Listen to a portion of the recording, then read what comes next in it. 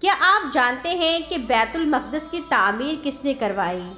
آئیے اس کی مکمل تفصیلات قرآن اور حدیث کی روشنی میں جانتے ہیں۔ اگر آپ لوگ اس طرح کی اسلامک ویڈیوز کو پسند کرتے ہیں تو پلیز میرے چینل کو سبسکرائب کر لیجئے۔ چلیے آئیے اللہ رب العزت کے بابرکت نام سے ویڈیو کا آغاز کرتے ہیں۔ حضرت اسحاق علیہ السلام اپنے بھائی حضرت اسماعیل علیہ السلام کے 14 سال بعد پیدا ہوئے۔ آپ علیہ السلام کی ولادت کے وقت حضرت ابراہیم علیہ السلام کی عمر 100 برس تھی۔ پیدائش کے وقت آپ کی والدہ کی عمر 90 برس تھی۔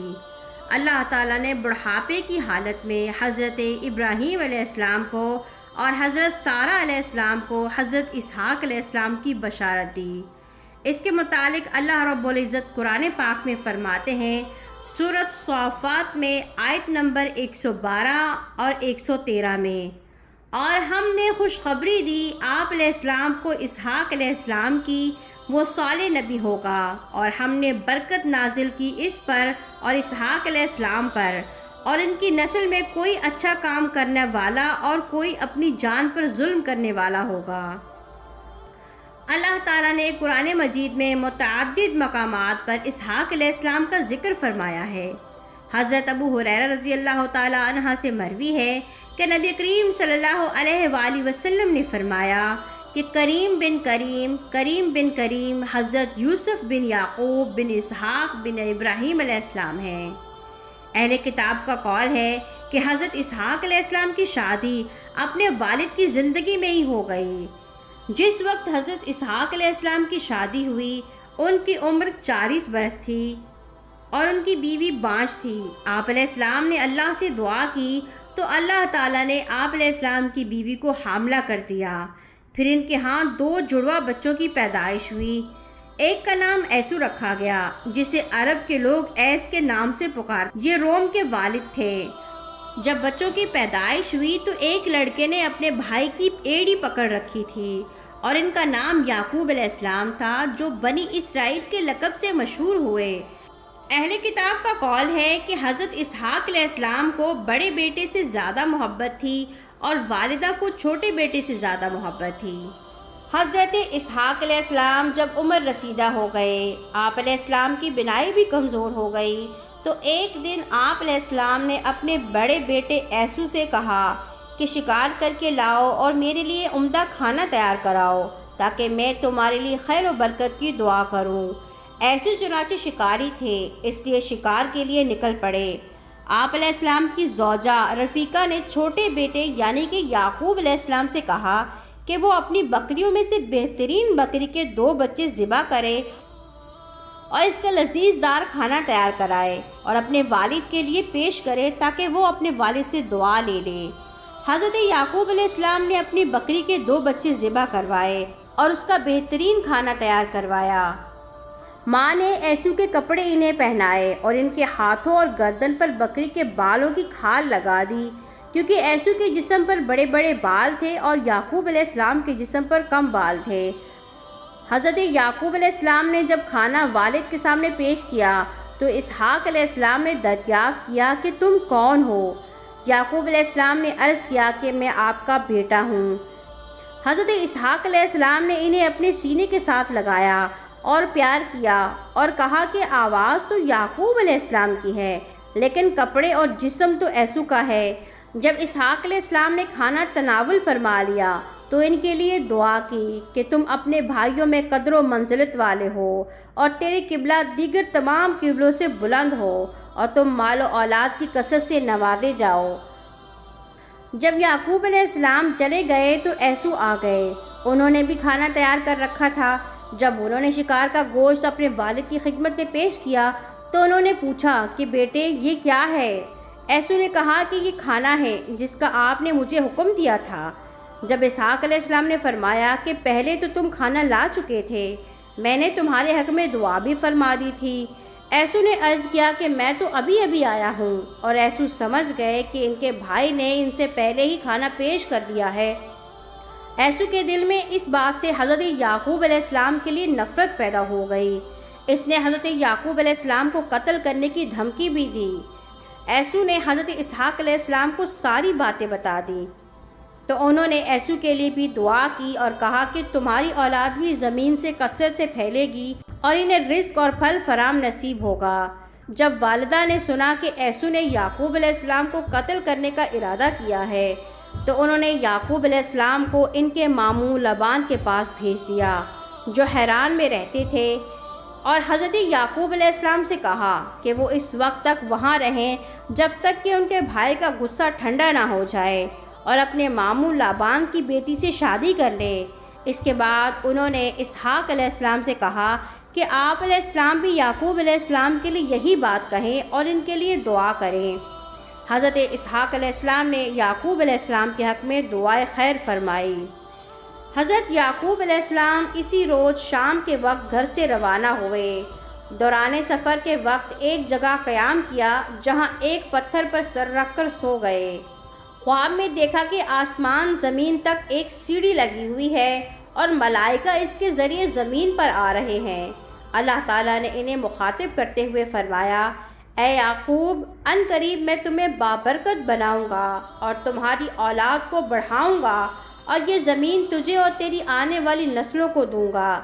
حضرت یعقوب علیہ السلام جب خواب سے بیدار ہوئے تو انہوں نے اللہ تعالیٰ سے نظر باندھی، یعنی کہ انہوں نے منت مانگی کہ اگر وہ صحیح سلامت گھر پہنچ گئے تو اللہ تعالیٰ کی عبادت کے لیے ایک عبادت خانہ تعمیر کروائیں گے اور انہیں جو بھی رزق ملے گا اس کا 10واں حصہ اللہ کے حضور وقف کر دیں گے۔ پھر آپ علیہ السلام نے اس پتھر کو جس کے اوپر سر رکھا ہوا تھا اس پر تیل کا نشان لگا دیا، اور آپ علیہ السلام نے اس جگہ کو بیت العیل یعنی بیت اللہ کا نام دیا، اور یہی وہ جگہ ہے جہاں حضرت یعقوب علیہ السلام نے بعد میں بیت المقدس کی تعمیر شروع کی، جسے آج مسجد اقصی کہا جاتا ہے۔ اس کے بعد حضرت یعقوب علیہ السلام نے اپنا سفر جاری کیا۔ جب یعقوب علیہ السلام حیران اپنے ماموں لابان کے ہاں پہنچے، لابان کی 2 بیٹیاں تھیں، بڑی بیٹی کا نام لیا اور چھوٹی بیٹی کا نام راحیل تھا۔ راحیل بڑی بہن کی نسبت خوبصورت تھی۔ یعقوب علیہ السلام نے ماموں سے راحیل کا رشتہ طلب کیا تو ماموں نے یہ شرط عائد کی کہ وہ 7 سال ان کی بکریاں چرائیں گے، اس کے بعد وہ ان کی شادی راحیل سے کریں گے۔ حضرت یعقوب علیہ السلام نے 7 سال تک ماموں کی بکریاں چراتے رہے۔ 7 برس کے بعد ماموں نے دعوت کا اہتمام کیا اور لوگوں کو جمع کر کے حضرت یعقوب علیہ السلام کا رشتہ ازواج میں منسلک کر دیا۔ حضرت یعقوب علیہ السلام جب رات کو اپنی بیوی کے پاس پہنچے تو دیکھا کہ وہ لیا تھی۔ لیا شکل و صورت کی زیادہ اچھی نہ تھی اور اس کی آنکھیں بھی کمزور تھیں۔ صبح ہوئی تو حضرت یعقوب علیہ السلام نے ماموں سے کہا کہ آپ علیہ السلام نے میرے ساتھ دھوکہ کیا ہے، میں نے راحیل کا رشتہ مانگا تھا مگر آپ نے میری شادی لیا کے ساتھ کیوں کروائی؟ ماموں نے کہا کہ ہمارے ہاں یہ رواج نہیں کہ چھوٹی کی شادی بڑی سے پہلی کر دیں۔ اگر تم میری چھوٹی بیٹی یعنی کہ راحیل سے شادی کرنا چاہتے ہو تو پھر 7 سال مزید تمہیں بکریاں چرانی ہوں گی۔ حضرت یعقوب علیہ السلام نے یہ شرط مان لی اور 7 سال مزید بکریاں چرائیں۔ 7 سال کے بعد ماموں نے چھوٹی بیٹی راحیل کی شادی بھی آپ علیہ السلام سے کروا دی۔ ایک وقت میں دونوں بہنیں سے شادی کا یہ رواج اس وقت جائز تھا، لیکن اس کے بعد توریت کے نزول میں ممنوع کر دیا گیا۔ حضرت یعقوب علیہ السلام کے ماموں لابان نے اپنی بیٹیوں کو ایک لونڈی بطور گفٹ دی۔ بڑی بیٹی لیا کو زلفا نامی ایک لونڈی ملی اور چھوٹی بیٹی راحیل کو بلحا نامی ایک لونڈی ملی۔ اللہ تعالیٰ نے لیا کی کمزوری کو دور کر دیا اور اسے اولاد سے نواز دیا۔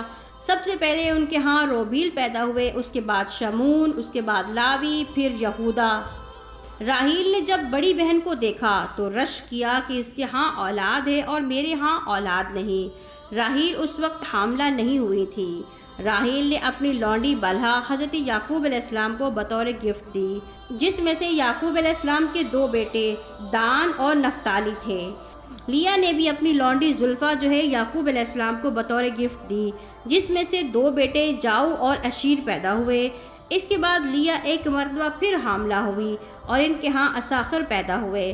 اساخر کے بعد لیا نے زبلون پیدا کیے۔ زبلون کے بعد ایک مرتبہ پھر لیا حاملہ ہوئی اور ان کے ہاں ایک بیٹی دینا پیدا ہوئی۔